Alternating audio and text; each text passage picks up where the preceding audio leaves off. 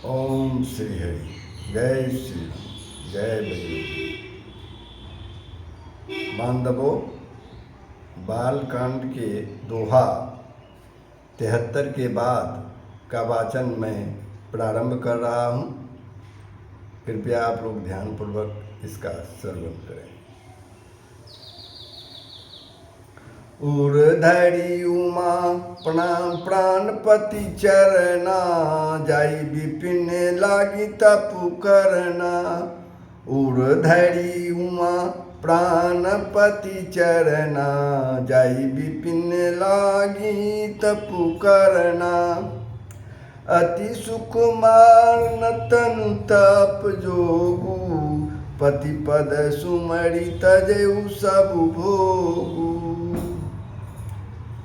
प्राणपति शिव जी के चरणों को हृदय में धारण करके पार्वती जी वन में जाकर तप करने लगी, तपस्या करने लगी। पार्वती जी का अत्यंत सुकुमार शरीर तप के योग्य नहीं था, तो भी पति के चरणों का स्मरण करके उन्होंने सब भोगों को तज दिया। यानी भोग विलास की जितनी वस्तु थी सबसे वह विरक्त हो गई। नित्य नव चरण उपज अनुरागा, बिसरी दे तपहि मनु लागा। संबत सहस मूल फल खाए, सागु खाई सत बरस गमाए। स्वामी जी के चरणों में नित्य नया अनुराग उत्पन्न होने लगा और तप में ऐसा मन लगा कि शरीर की सारी शुद्ध बिसर गई। 1000 वर्ष तक उन्होंने मूल और फल खाए, फिर 100 वर्ष साग खाकर बिताए। कछु दिन भोजन बारी बतासा, किए कठिन कछु दिन उपवासा। बेल पाती मही पड़ई सुखाई, तिनि सहस संबत सोई खाई। पार्वती जी कुछ दिन जल और वायु का भोजन किया और फिर कुछ दिन कठोर उपवास किए। जो बेलपत्र सूखकर पृथ्वी पर गिरते थे, 3000 वर्ष तक उन्हीं को उसने खाया। पुनि परिहरे सुखाने ऊपर महीना तब भयु अपरना। देखियो मही तप खीन शरीरा, ब्रह्म गिरा भय गगन गभीरा। जब सूखे पत्ते भी छोड़ दिए तभी पार्वती जी का नाम अर्पणा हुआ, अपर्णा हुआ। तब से उमा का शरीर छिन्न देखकर आकाश से गंभीर ब्रह्मवाणी हुई, यानी आकाशवाणी हुई। भयउ मनोरथ सुफल तब, सुनु गिरिराज कुमारी। परिहरु दुसा कलेश सब, अब मिलहि त्रिपुरारी। सियावर राम जय जय राम, सियापति राम जय जय राम। हे पर्वतराज की कुमारी सुन, ये आकाशवाणी हुआ, ब्रह्मवाणी हुआ। हे पर्वतराज की कुमारी सुन, तेरा मनोरथ सफल हुआ। तू अब सारे असह्य कलेशों को, यानी कठिन तप को त्याग दो, छोड़ दो। अब तुझे शिव जी मिलेंगे ही।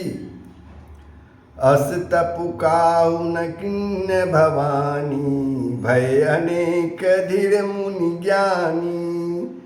अब उर्धर ब्रह्म बरबानी, सत्य सदा संतत सुचि जानी। हे भवानी, धीर मुनि और ज्ञानी बहुत हुए हैं, पर ऐसा कठोर तप किसी ने नहीं किया। अब तो इस श्रेष्ठ ब्रह्मा की वाणी को सदा सत्य और निरंतर पवित्र जानकर अपने हृदय में धारण कर ले। आवे पिता बोलावन जबहीं, हठ पड़ी हरि घर जायूं तबहीं। मिलई तुमई जब सप्त ऋषि जानहूँ तब प्रमाण बागीसा। जब तेरे पिता बुलाने को आवे तब हट छोड़कर घर चली जाना, और जब तुम्हें सप्त ऋषि मिले तब उस वाणी को ठीक समझना। सुनत गिरा विधि गगन बखानी, पुलक गात गिरिजा हरसानी। उमा चरित सुंदर मैं गावा, सुनहु शंभु कर चरित सुहावा।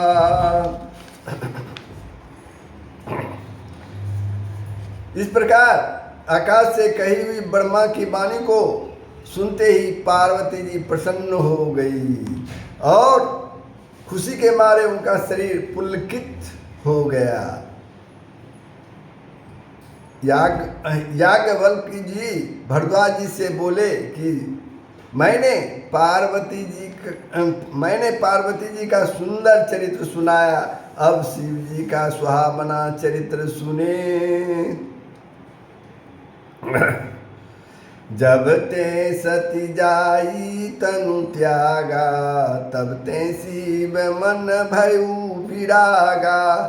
जपहि सदा रघुनायक नामा, जह तह सुनहि राम गुण ग्रामा।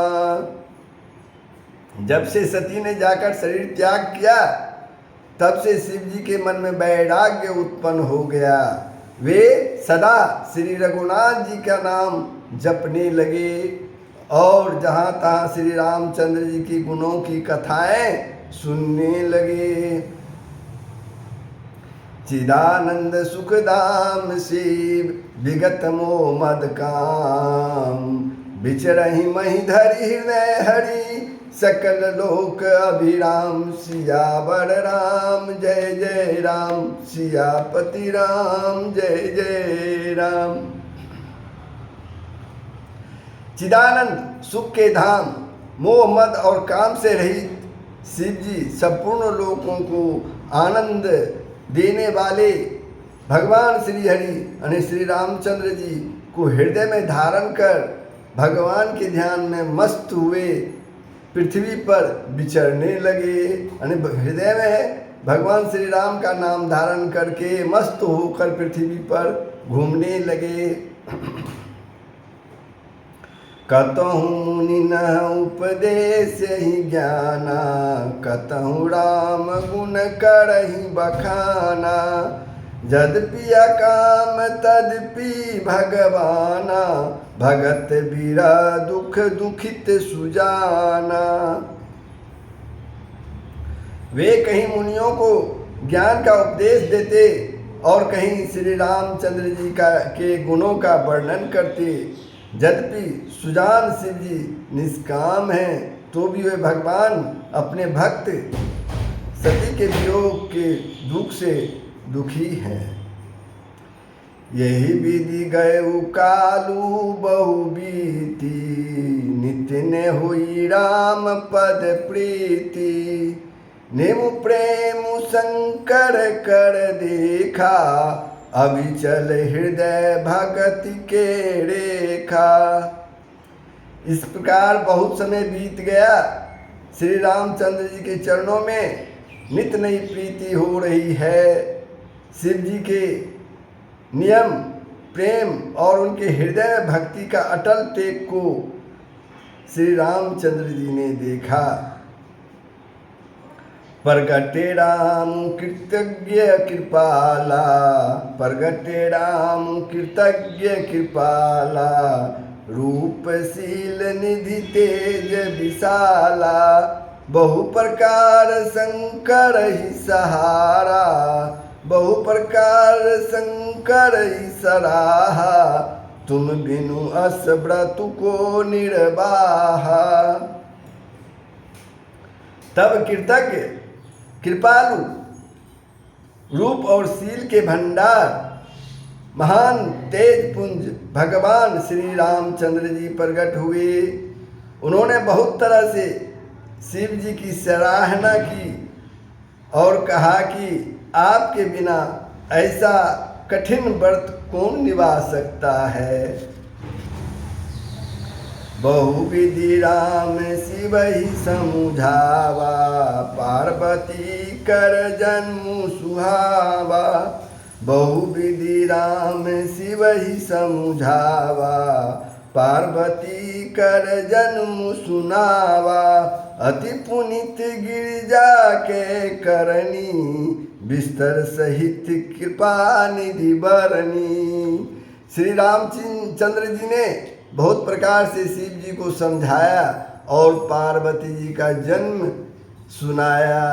कृपा निधान श्री रामचंद्र जी ने विस्तार पूर्वक पार्वती जी के अत्यंत पवित्र करने का वर्णन किया, जो तपस्या उन्होंने की थी उसका वर्णन किया। अब बिनती मन सुनहु शिव, जो मोह पर निज नेहु।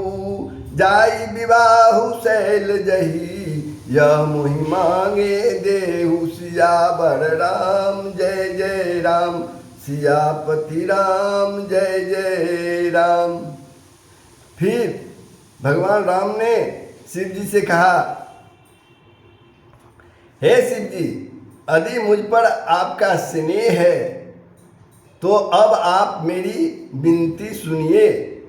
मुझे यह मांगे दीजिए कि आप जाकर पार्वती जी के साथ विवाह कर लें।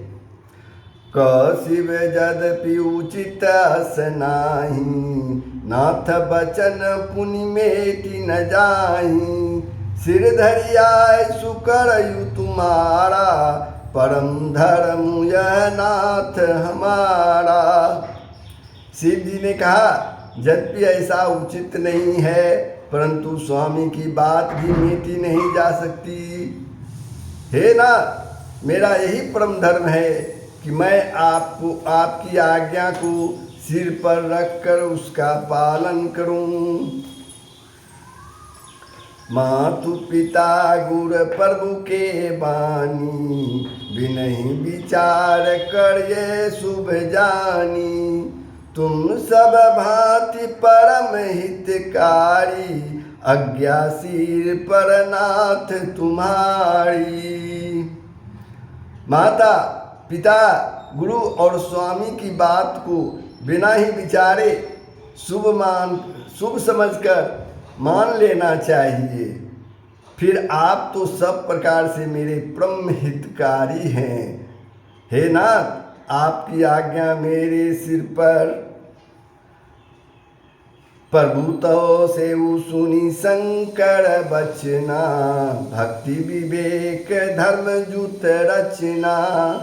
कह प्रभु हर तुम्हार पन रहेऊ, अब उड़ राखूं जो हम कहूँ। शिव जी की भक्ति ज्ञान और धर्म से युक्त वचन रचना सुनकर प्रभु रामचंद्र जी संतुष्ट हो गए। प्रभु ने कहा, हे महादेव, आपकी प्रतिज्ञा पूरी हो गई। अब हमने जो कहा उसे हृदय में रखना। अंतर ध्यान भय अस भासी, शंकर सोई मूर्ति उड़ राखी। तहि तबहि सप्त ऋषि शिव पै आए, बोले प्रभु अति बचन सुहाए। इस प्रकार कहकर श्री रामचंद्र जी अंतर ध्यान हो गए। शिव जी ने उसकी वह मूर्ति अपने हृदय में धारण कर ली। उसी समय सप्त ऋषि शिव जी के पास आए। प्रभु महादेव जी ने उनसे अत्यंत सुहावने वचन कहे। क्या कहे सुनिए आगे। पार्वती पहि जाई तुम प्रेम परीक्षा लेहु, गिरई प्रेरी पठऊ भवन दूरी करहु संदेहु। सियावर राम जय जय राम, सियापति राम जय जय राम। आप लोग पार्वती जी के पास जाकर उनके प्रेम की परीक्षा लीजिए और हिमाचल को कहकर उन्हें पार्वती जी को वन से लिवा लाने के लिए भेजिए और उनके संदेह को दूर कीजिए। ऋषि गौरी देखी तह कैसी, मूर्तिमंत तपस्या जैसी। बोले मुनि सुनु शैल कुमारी, करहूं कवन कारण तपु भारी। ऋषियों ने वहां जाकर, जहां पार्वती जी तपस्या कर रही थी, पार्वती जी को देखा मानो मूर्तिमान तपस्या हो रही है। मुनि बोले, हे शैल कुमारी सुनो, तुम किस लिए इतना कठोर तप कर रही हो? सप्तऋषि बोले कि सुनो, तुम किस लिए इतना कठोर तप कर रही हो? के ही अपराधों का तुम चाहो, हम सन सत्य मरमु किन कहू। कहत बचन मनु अति सकुचाई, हंसहु सुनी हमारी जड़ताई। तुम किसकी आराधना करती हो और क्या चाहती? हमसे इतना सच्चा भेद क्यों नहीं कहती?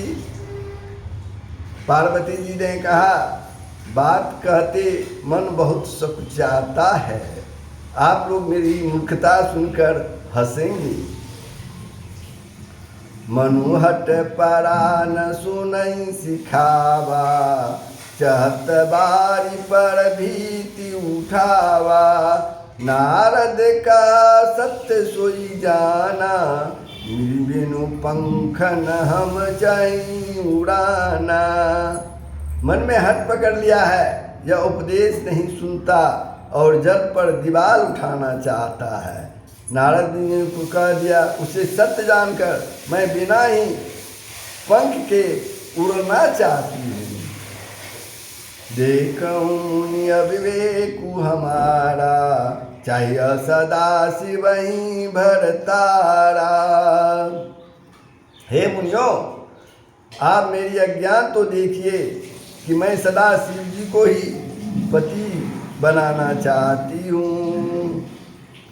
सुनत बचन बिहसे ऋषे, गिरि संभव तव दे। नारद कर उपदेश सुनी, कहूँ बसेऊ की सुगे। सियावर राम जय जय राम, सियापति राम जय जय राम। पार्वती जी की बात सुनते ही ऋषि लोग हंस पड़े और बोले, तुम्हारा शरीर पार्वती से ही तो उत्पन्न हुआ है। भला कहो तो नारद का उपदेश सुनकर आज तक किसका घर बसा है? तो बंधुओं, बालकांड के दोहा 78 पर हम वाचन समाप्त कर रहे हैं।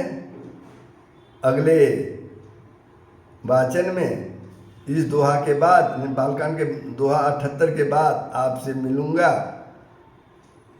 तब तक के लिए श्री हरि का स्मरण कीजिए, श्रवण कीजिए और अपने समाज का, अपने परिवार का, अपने देश का कल्याण कीजिए।